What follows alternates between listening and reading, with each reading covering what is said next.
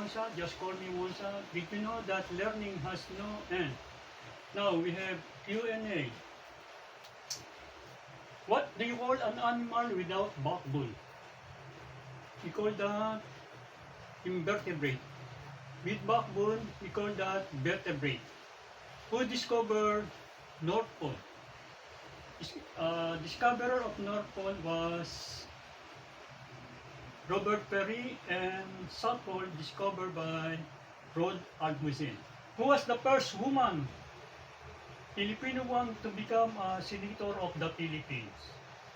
She was Jeronima T. Pecson. Jeronima T. Pecson. Who discovered the penicillin?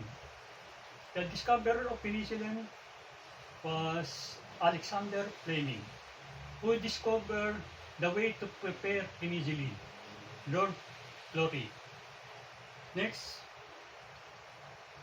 What is the capital of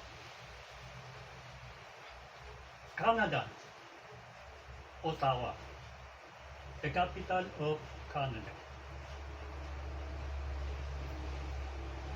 Who was the tallest man in the world in modern times?